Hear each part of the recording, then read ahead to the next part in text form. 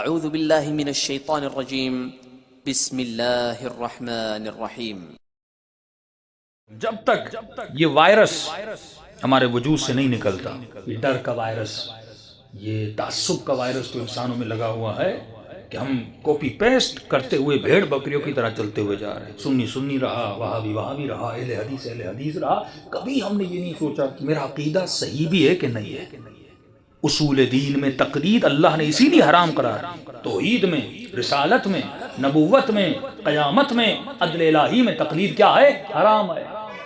مطلب کیا؟ یعنی اگر مولانا کہیں کہ لا الہ الا اللہ کہو، آپ نے بچپن میں کہہ تو دیا، لیکن بڑے ہو کر سوال کرو مولانا کیوں کہوں، محمد رسول اللہ کیوں کہوں، علی ولی اللہ کیوں کہوں؟ اصول ہے، اصول میں تقلید حرام ہے۔ کیا مطلب تقلید حرام ہے؟ یعنی تعقل کرنا ہے اصول میں، تقلید نہیں کرنی۔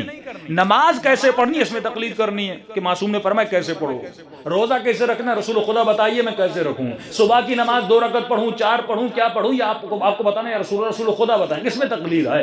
لیکن اصول میں تعقل ہے۔ کیا مطلب؟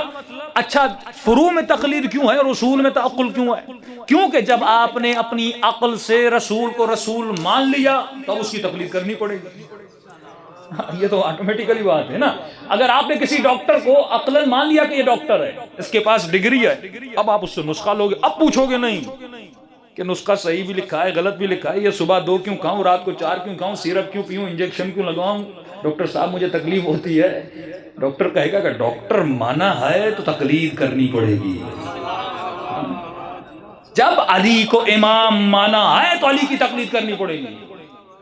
ہمارا ان سے نہیں، انہوں نے علی کو امام نہیں مانا، لیکن آپ نے تو مانا ہے۔